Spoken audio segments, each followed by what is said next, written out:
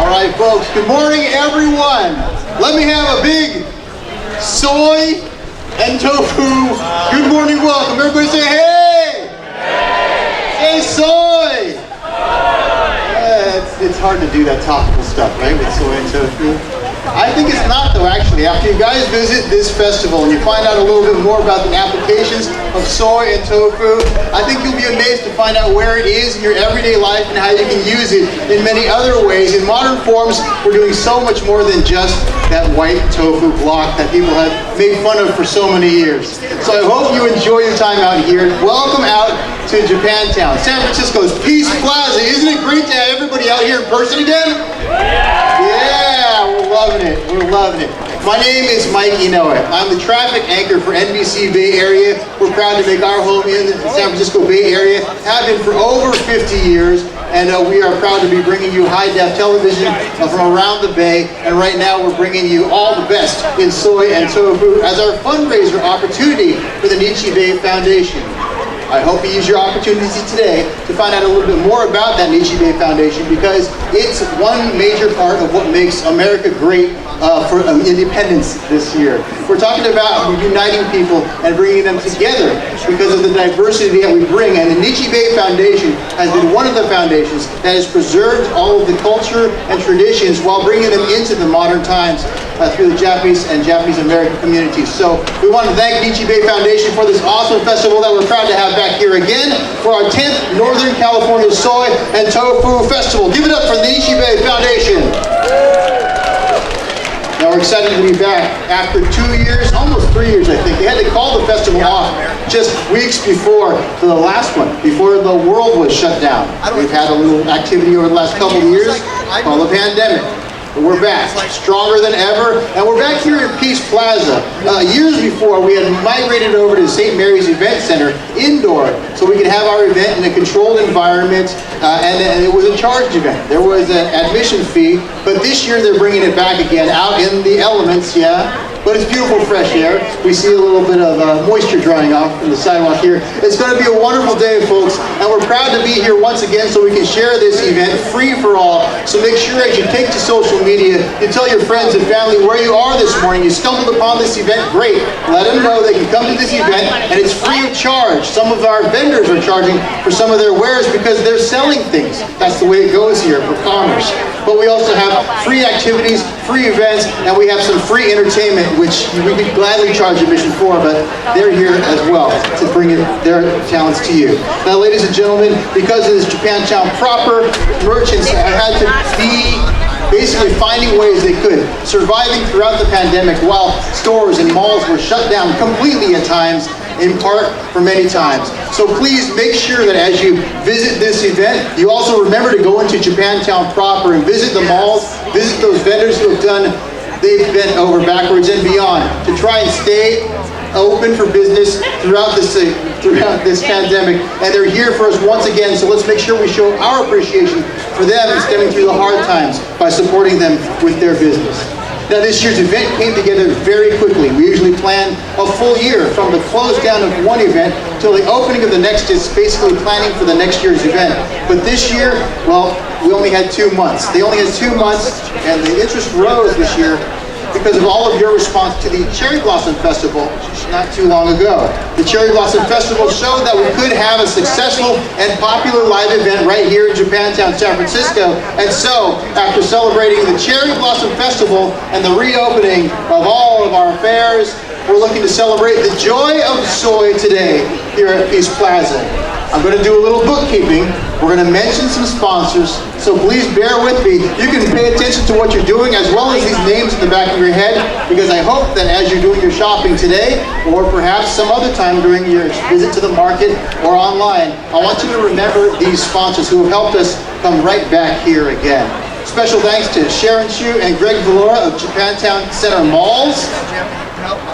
You can give them a round of applause if you want. Japantown Center Malls. It's the first time we have a presenting sponsor, and well, they're welcoming us back. Greg's actually out here doing some video work, so Sharon, so thank them when you see them, and do make sure you check out their YouTube channels. We also want to thank our bronze sponsors, Union Bank, Japantown Community Benefit District, Morinaga, shout it out, Bachans. For those of you who have a bachan, we thank your bachan as well, but bachan means grandma in Japanese, and they have an outstanding barbecue sauce, which you may have seen on shelves in many Bay Area grocery stores. I want you to check it out because they are a major sponsor today and a presenter. Also, Kikkoman soy sauce, right? Soy joy, also known as shoyu in many households around the Bay. And our media sponsors, NBC Bay Area, that's my boss, so please give him a round of applause. We have Crossings TV, J Weekly, and the Nichi Bay Weekly. I encourage you to check out all of those news sources. And a special shout out to Hodo Foods, who have donated a lot of tofu for today's events, so please visit their booth as well. You see the Kikkoman banner coming up right over here. Hodo Foods, I saw it right over there, so check out what they have to offer.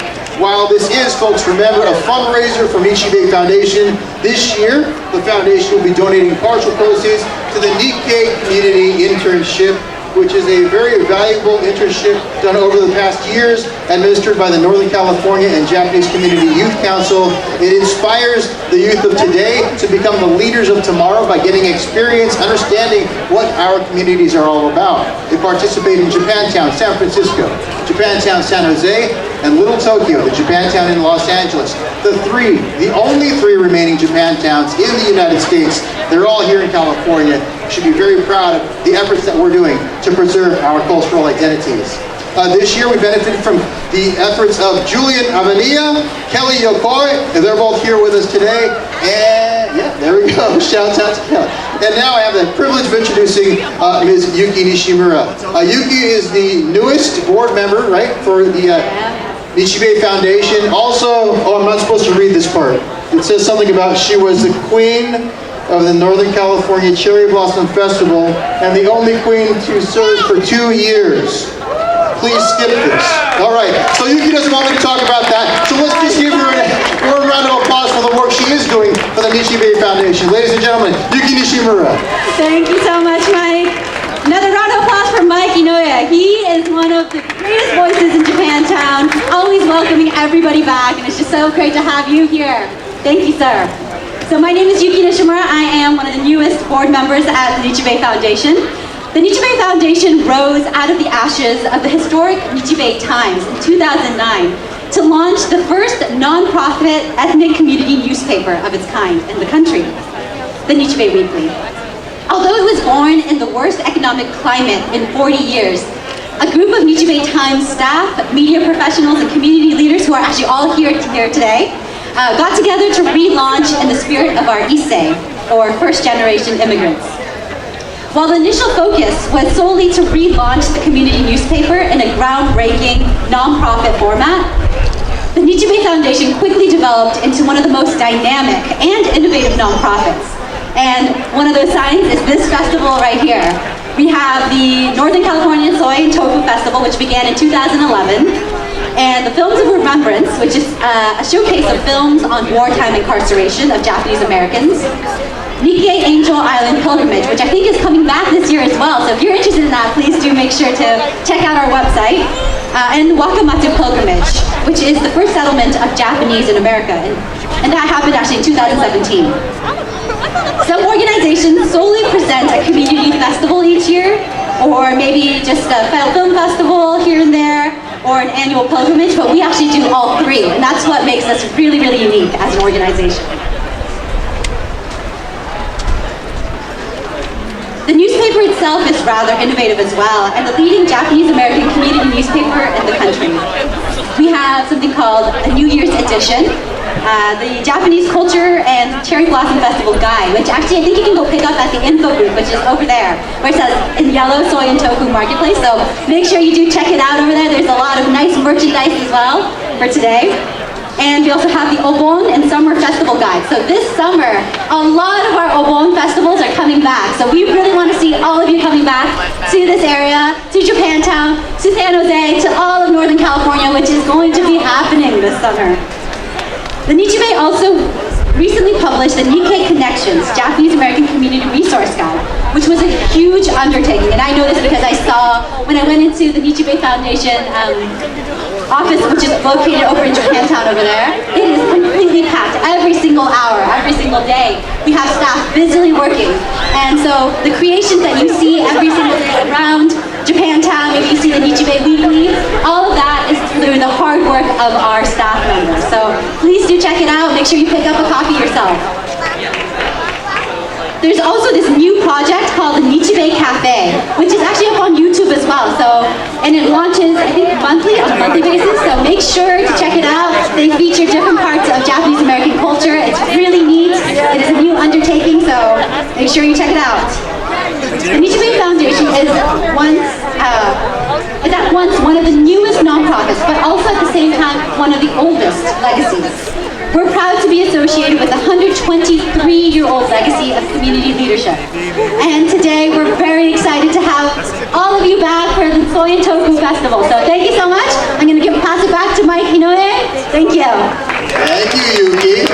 Give it up once again to Yuki Nishimura, the younger, newest, I'll say the youngest also, a board member for the Nichibei Foundation. I think it's important for folks to know that Yuki is not the typical person that I picture when I think of a traditional Japanese language newspaper and publication preserving the traditions of the Japanese American immigration story. But she is here. She represents the current modern day Japanese American who is able to bridge many cultures, not just the Japanese and the American culture.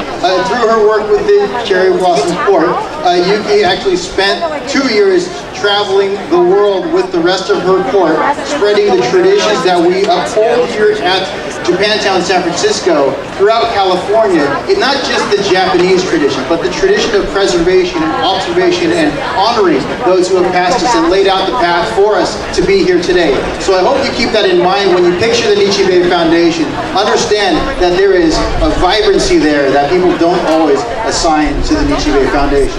Now, speaking of energy, speaking of a vibrant beginning, ladies and gentlemen, it's time to start the show today. I want you to make sure that you can take free photos with our friends who are throughout the plaza from time to time. Their names are Cutie Tofuti and Tofu Panda. They'll be around. Oh, there's a blockhead right over there. Check it out. Little mini Tofuti over there. But they will be around. Sometimes they'll be dancing with our groups, but they're not going to dance with this group. This group has their own way of holding the stage and kicking off this event. Established in 1941, talking about tradition, the G Young is the second oldest martial arts association in Hawaii. We're not in Hawaii. You can tell that by the weather right now. But they are here with us, one of the few schools in Hawaii to offer a wide range of martial arts as well as traditional lion dance. Its mission is to enrich the lives of the students, along with the community, with their Chinese heritage, promoting health, wellness, and teaching the skills of self-defense through martial arts. They are beautiful, valuable skills to have. G Young San Francisco is headed by Sifu Rick Dare. So ladies and gentlemen, let's welcome, without further ado, the sights and the sounds of G Young Dragon Lion Dance Association.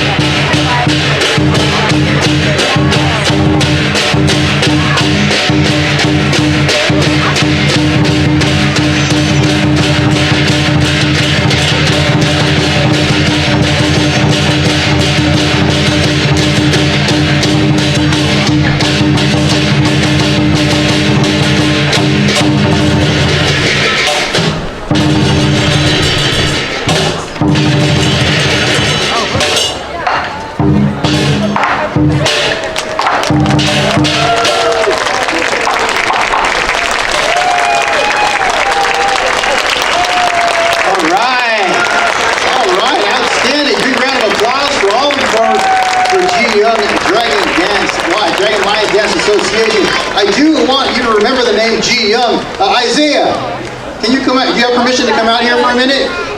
Is it okay? You can come out with him. Ladies and gentlemen, this is Isaiah, right? I'm Mike. How are you doing? Fist bump? Now, Isaiah, can you, through that mask, can you tell folks how old you are? 6. 6 whole years old. Yes. I see you have earplugs in to protect your young hearing. And that way you can hear better than when I can hear my kids. And now, how long have you been playing with this company? Yeah, it's fine. She's in a more minute. About 15 minutes?